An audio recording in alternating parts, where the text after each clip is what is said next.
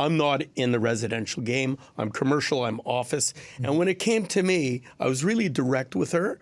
And she spent a lot of time with me, picking my brain, understanding that we in the commercial real estate business, whether it's office, retail, or industrial brokers, we are the ambassadors to the city of Montreal. We're out there bringing in new tenants, expanding tenants, and we're kickstarting, St. Catherine Street, all the retail tenants. We go to the ICSC. We're out there, promoting Montreal. That's what we do, and we need the administration to back us up. Hello, and welcome back to the Espace Montreal podcast, a show dedicated to commercial real estate in the Montreal region. It is a pleasure and an honor to have a master black belt today on the show. It's Mr. Lloyd Cooper, Executive Vice Chair at Cushman Wakefield. How's it going? Good. Thanks for having me. Appreciate it. Oh, thank you. Well, look, I know you're very busy. It's a pleasure to have you here to talk about the office market. You've been in the business for over 40 years now.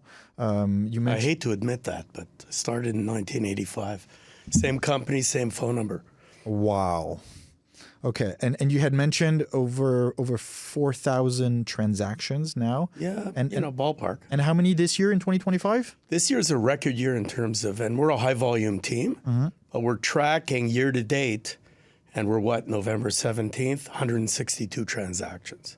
Oof. So that's new transactions, renewals, renegotiations, anything involving finalizing a transaction with a fee involved. So that's how we track it. Okay. So we're very excited at year to date, and that really is the barometer of the activity in the office and industrial and retail markets. We specialize just in commercial. So over the last 40 years, I mean, you've gone through so many cycles of the business and in demand. I'd love to kind of go back a little bit on I love the city of Montreal. I'm a very proud Montrealer, and what's been happening with the downtown core. 5 years ago, there was a little pandemic. A lot of people left. A lot of offices closed. Now it's coming back, and there's been a huge upswing now in the markets. How have your clients been driving this in terms of coming back?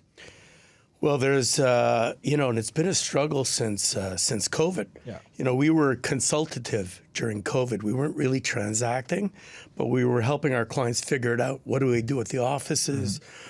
Do we get rid of space? Do we close completely? You saw companies like Shopify going completely out of the office. Yeah. And they hired us, we did their space, 10 years ago, and all of a sudden they wanted, during COVID, we're going to get rid of the space, get rid of the 2 floors, put it on the sublease market. As soon as we had a subtenant, then they said, whoa, if we get rid of the space, then we can never come back. Yeah. So they made a decision, you know what, let's just get rid of 1 floor, and we'll go sort of semi-hybrid.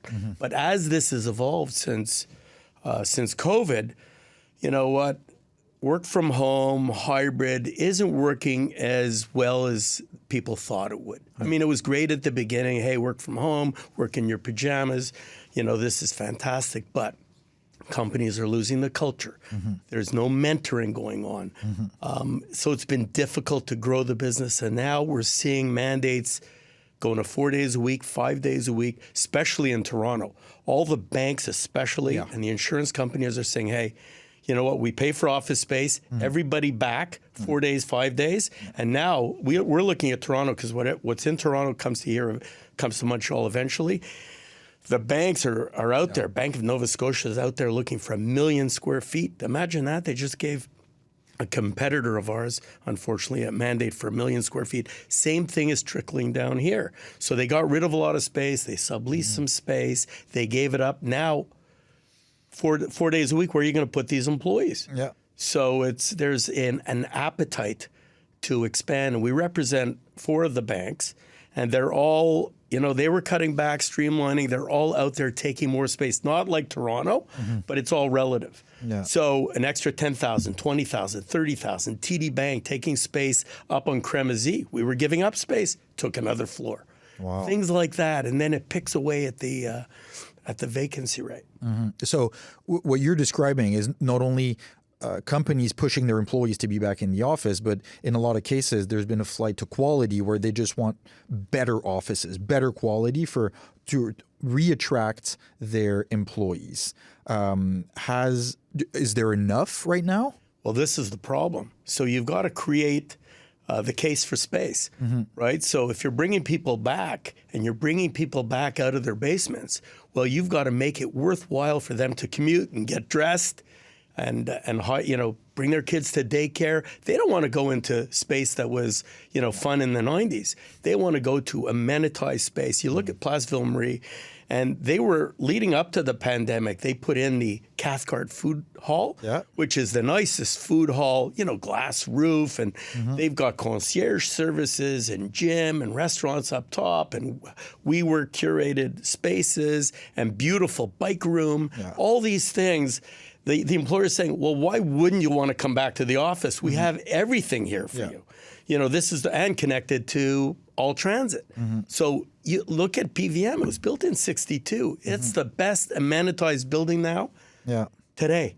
So because they've kept upgrading. So, we represent a lot of law firms. So, my funniest story a couple of years ago, we represented a law firm in Mille de la Gauchetière. We still think of Mille de la Gauchetière as AAA. It was built in 91. I mean, I was at the opening. 91 was a long time ago. That's still AAA product. That and 1250 René Lévesque. I've got a tenant there. We interviewed the tenant. We asked for their space requirements. They said, "Can you move us into a better building? This is kind of turning into Mille de la Gauchetière." Mille de la Gauchetière, and I'm scratching my head. What? Like you're in AAA space. I can't. Where can I move you? I can move you to the Lloyd Tower. It's full. 900 de Maisonneuve, where EY is, but Mille de la Gauchetière, it's still the cat's meow. They said, you know what, it's falling apart, needs to be re-amenitized. It's kind of, we would like something more exciting. And this is one of the 6 sister law firms in Canada. So then we go to the street and we're looking for something better. Like, where do we go? And they need a lot of space. There's nowhere to go. A couple of floors. They need 50, 60, 70, 80,000 square feet. Where are you going to go that's a better quality building than Mille de la Gauchetière? Do you go to 600 de la Gauchetière that was built in the 80s? However, Kevrick, you know what? They're astute, Kevrick. Nobody's smarter than Richard Highlands. He took that building and he didn't do what Allied did, put lipstick on the pig. He stripped it down, changed the entire curtain wall, all the systems. A lot more light. Putting the entrance down on Vigier with like a moving sidewalk like he did with Air Canada building. He's turned that building, an 80s building, into brand new product.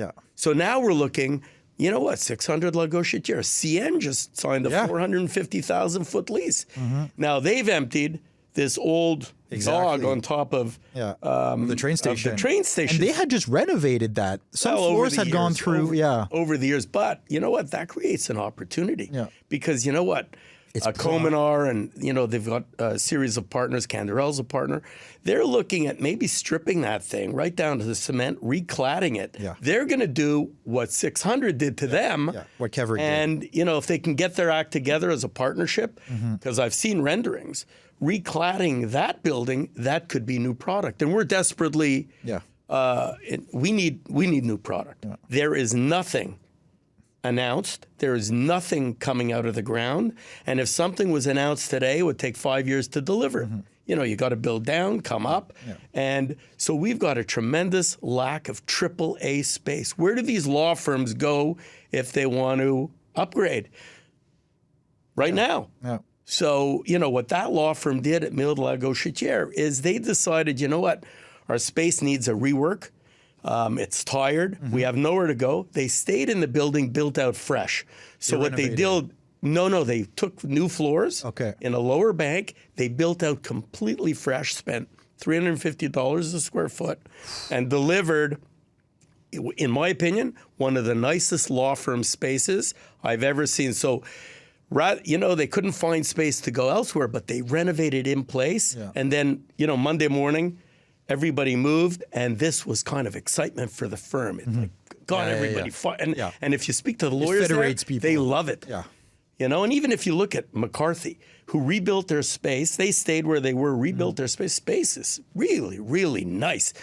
So law firms, accounting firms are spending the money, big money, north of $300 a square foot to create excitement, to attract new tenants. Because if you're coming out of school and you don't want to work in a shithole, you want to work in something slick, comfortable, from the new amenitized. By the way, you're going to work. You want the gym. You want a bike to work, so you want to take a shower before you go upstairs. You want food offerings. You want bars after work. That's what you want.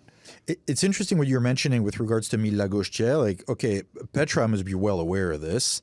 Are they starting to plan for something? Absolutely. Okay. And what's interesting is if you want to keep your tenants, because all the tenants are looking around. Yeah. And if you want to attract new tenants and keep your tenants, you need to get in the game. Yeah, stay on top. So a lot of and Petra's well aware of it. They've put gyms, bike racks at 1155 René Lévesque, 1100 René Lévesque. Really nice, hotel style gyms, nice bike racks, showers. We just renewed Stikeman Elliott for, I guess they've renewed like 16 times because they were the first tenant in there. But they said, listen, if we're going to stay here, we want to see those amenities. They put them in. We also want to see a coffee offering. So part of that deal is there's going to be a new cafe in the lobby, just to, like they have in Toronto at, Commerce Court West. They have Deneen Coffee Company. Everybody gathers there before even going up to see Stikeman upstairs. You know what? You have a little meeting downstairs, have a nice cappuccino. It's cool. But the other owners like Redburn, IA, Industrial Alliance, you look at the buildings, the lobbies are being upgraded. Again, gym, bike room, showers. Those are like table stakes now. If you don't have that, why does a tenant even want to go there? You automatically become a B or C property. Absolutely. Yeah. And the B properties, as A class is getting tight, so the B properties are stepping up, those smart owners, and turning B into like cool B. Yeah. And look at Ian Quint at Brasswater. Look what he did to the old Holt Renfrew. Have you been into his office? Yeah, I did. Those are it's slick gorgeous offices. Yeah. He's got that rooftop terrace. I think it's a 10,000-foot rooftop terrace. Yeah. And, it's almost like, going into your home. It's homey. It's warm. It's soft seating. It's very desirable to work there. Why wouldn't you want to go to work? Yeah. So it's interesting to see what's happened. And I started in the 80s when they were building out de Maisonneuve. First Quebec Corporation was building out all those towers. And it's interesting to see that stock, 2000 McGill College, 1800 McGill College, 999 de Maisonneuve, where we are. All those buildings, Place de la Cathédrale, 600 de Maisonneuve. All of those are kind of like, that's old stock. It has to get completely brought up to speed, and the astute developers are doing that. Even 1981 McGill College, we just renewed Richter for the second time since I moved them in from Westmount.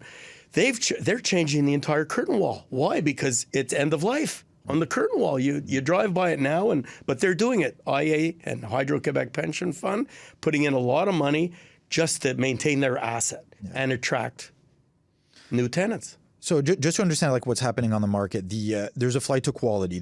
There's been the mandate now for employees to come back in the office, and those firms want to attract new hire. They want to retain the ones they already have.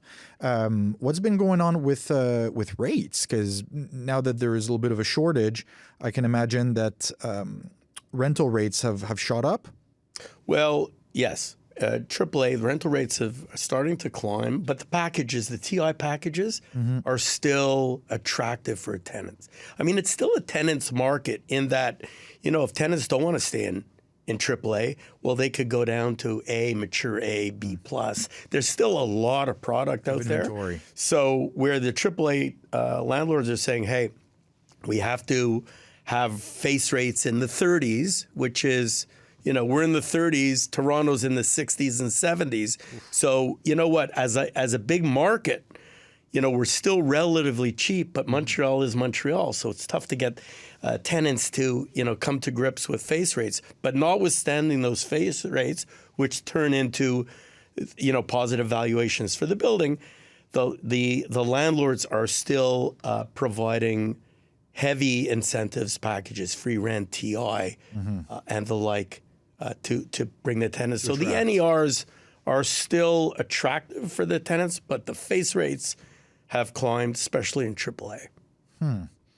So what advice are you giving right now to some of the tenants who are looking either to stay, to renew, to move and upgrade? What are you guiding them towards? Some of the tenants, they're looking for new product. But as I mentioned, new product is 5 years out.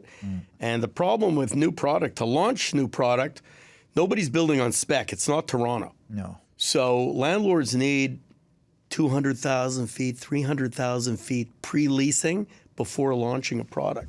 So, we're representing a couple of AAAs now that are saying, you know what?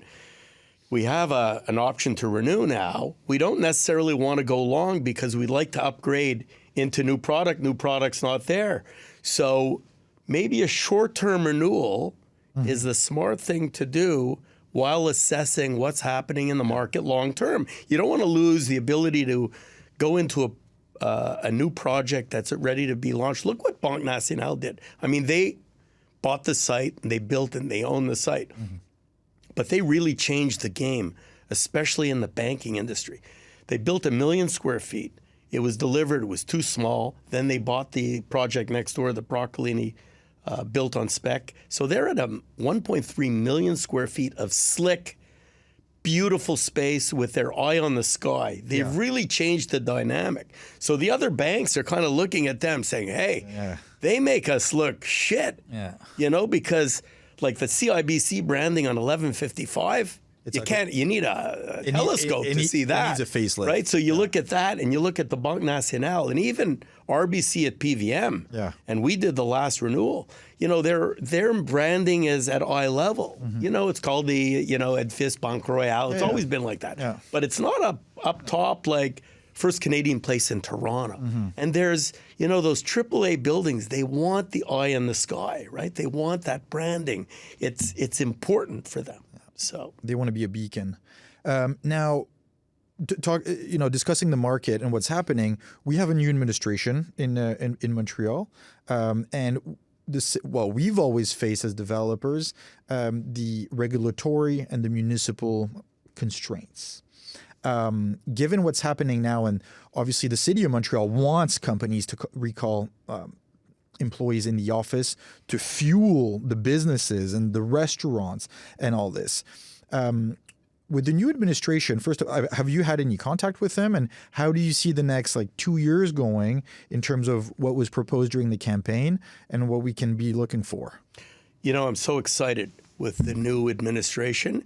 And I have to give Soraya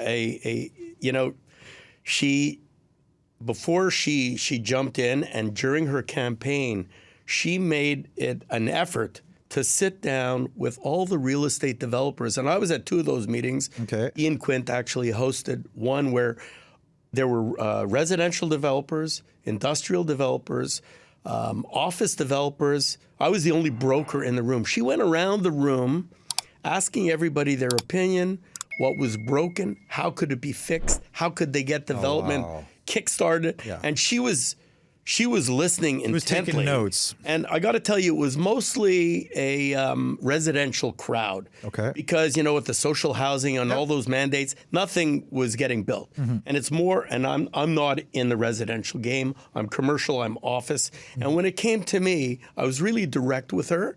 And she spent a lot of time with me, picking my brain, understanding that we, in the commercial real estate business, whether it's office, retail, or industrial brokers, we are the ambassadors to the city of Montreal. We're out there bringing in new tenants, expanding tenants, and we're kickstarting, St. Catherine Street, all the retail tenants. We go to the ICSC. We're out there, promoting Pushing. Montreal. That's what we do. And we need the administration to back us up. In the Coder days, if I needed Denis to come to a meeting with me, we were pitching WB games way back in the day, maybe 15 years ago. He would come to those meetings, and he was Mr. Montreal. Yeah. And we were missing that under the old administration. So she was listening. I hope, she's paid attention. Everything I've heard since is going to be back to, hey, we're in business. We're competing with Chicago, Seattle, Austin, Calgary, Vancouver. We need to get in the fight. We're at war every day to bring tenants into our market. And we're brokers. We want to bring tenants in and make commissions, right? So we're all on the same page. So the regulatory and the zoning regulations that kind of come into play for us is, how do we kickstart a new building? How do we increase the density on a particular site? Because the cost of construction, the land costs, the more density you could put on a site. And look at the South Block site just below Place Bonaventure that Broccolini has tied up, and I've been involved with them. They've been fighting to. I thought, which site? This is the site just south of Place Bonaventure. So it's a full city block. Robert Bourassa, Mansfield, Saint Antoine. Almost across from ETS? Well, just a bit higher. Exactly. But, the trains go over the site. Reminds me a little bit like CIBC Square in Toronto, where the, CN Rail goes right through the site. So, there's roughly 1.5 million square feet of density. And Broccolini's been working with the city to figure out, can we put 1 tower, 2 towers, 3 towers, and fighting with this, or, there's been a little, with the old administration. And there's things like views from the mountain, it's got to be unimpeded views from the mountain to the river. You have to, so, they've been fighting with, how do we get the density? How do we, and how do we build over the expressway? So the Ministère des Transports comes into play. So you have all those bureaucracies kind of fighting with each other. And I feel now with the new administration, there could be some, WD-40 in the mix and, trying to get things. So things like that. It's density, zoning, mixed use. Like, how do you build 1 million feet in our environment? No, you got to have mixed use. Maybe you put the office component up the middle. Retail, condos, some office, some condos. Yeah, and that's how you get 1 million feet, and that's how you get a potential logo at 50 stories high, rather than building kind of short buildings that don't get much visibility. So it's that aspect. It's also branding. The former administrations were kind of pushing back in terms of signage on the top of buildings. Like tenants, like name brand tenants, Microsoft, Royal Bank, whatever. They want their name eye on the sky. Yeah, they want their name at the top of the tower. So when you get the municipal, I don't know, it's got to be 30 meters by 30 meters. You need flexibility.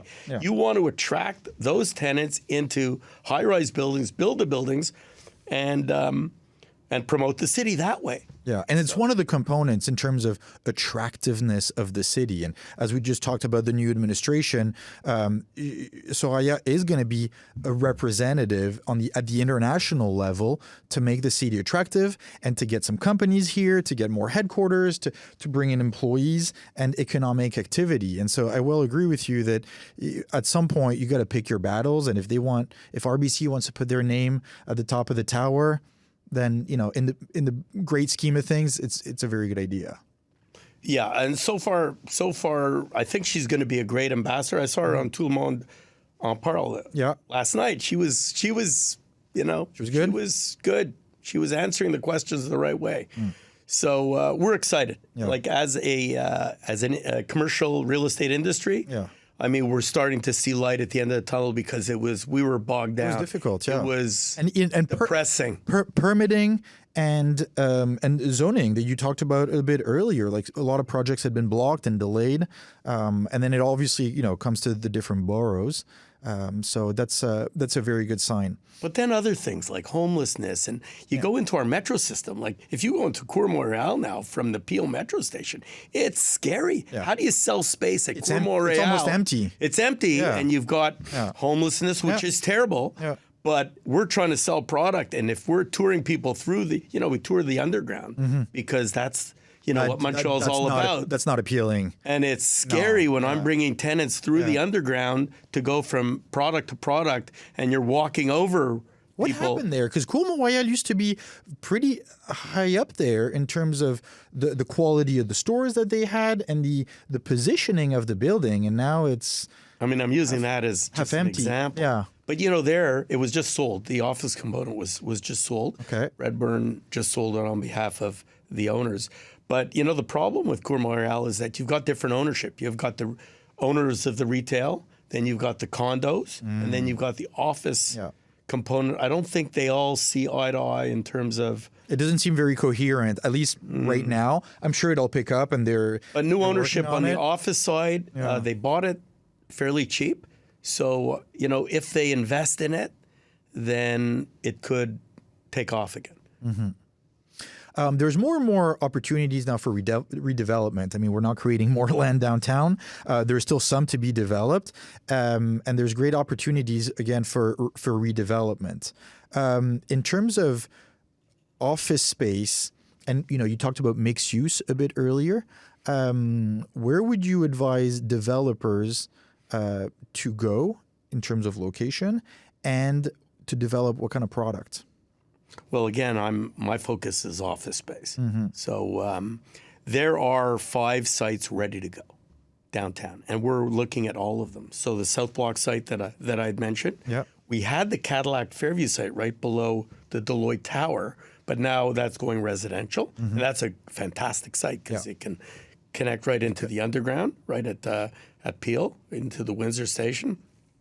You've got this sleeper site right across from Caisse de Dépôt W Hotel that Westcliff and CN Pension Fund have been sitting on for 20 years. They built the front end, which was the International Air Transit Association on Robert Bourassa. Then they built this temporary kind of tunnel to the metro, this above, that's been temporary. They built the entire underground. It's all parking. And then the site is ready to go. It's almost sold, and then COVID hit, but that's a tremendous site. Very well in located. Quebec Inc., right across from the Caisse de Dépôt, Power Corp, Videotron, the old TSX 800 René Lévesque, hooked into the underground. It's a fantastic site, ready to go. And you could, put retail on the ground floor, some cool restaurants down there. Then you've got that site on top of Place Montreal Trust. Again, Caisse de Dépôt owns that. They've got zoning to build 225,000 square feet on top of Place Montreal Trust. And that's out of the ground. All they have to do is reinforce the columns, which they're prepared to do. And that's McGill College Metro in front of the new REM that station just opened. And you're at McGill College, which is going to be, a beautiful pedestrian street, from McGill to PVM, corner of St. Catherine. That's an unbelievable site. That could launch pretty quickly. Probably could deliver that in like 36 months from the right tenant going on. What's happening with the Hudson's Bay? The Hudson's Bay, it was interesting because RioCan and the Bay, they obtained zoning to build 25 stories on the Maisonneuve side. So they had zoning to do that. But now with the demise of the Bay, I don't know who's... Such a prime It's spot. a great site. On and Square now, Phillips, keep the facade. That facade is historical. It's absolutely gorgeous. But add 25 floors, we still consider that as a development site. And they have that zoning for like a new structure facing 2001 Robert Bourassa. But we'll have to see what happens with that. It's a beautiful building. Look what the case did to Eaton's, especially now with the 9e restaurant topping it off. Like it's the same kind of redevelopment opportunity. So we're looking at that as a development site. And then there's Central Station. So you've got all kinds of things that could happen on top of Central Station, the old CN building. And the old CN, So we do have sites ready to go. We've got 5 or 6 sites that... And all those that you've described are prime locations. Prime locations. In Toronto, they'd all be built on spec. They'd all be going up at the same time. But here, everybody's gun shy. You've always got political pressure. Now, PQ's talking about referendums. That's never that good. Scares the hell That's out never of me. good for office leasing. No. Right? How many times I've seen that twice in my career. Yeah. So, everybody takes, let's wait and see. Let's Exactly. wait and see is terrible for us. Yeah. And we've had wait and see since COVID. We've had a lot of wait and see and with the U.S. in my career. And then, So that's, that's short-term renewals. That's holding back investment. Yeah.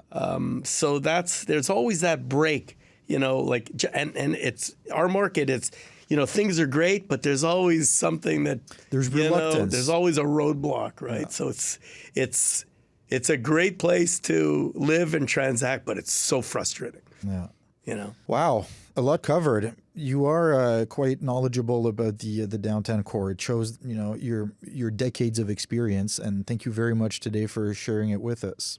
Hey, my pleasure. I hope you come back in a short term to be able to see the evolution and talk about those projects again. So, Lloyd, it's been a real pleasure having you today. Thanks for having me. Anytime. And as usual, anybody who's interested in getting more and interesting information, go to Espace Montréal, Espace Publications. You can find the magazine for free and let us know. We can send you a free copy before you subscribe. On this note, thank you very much to Lloyd. Thank you to Andrew of Espace Montréal, and we will talk to you next week. Have a wonderful day. Thank you.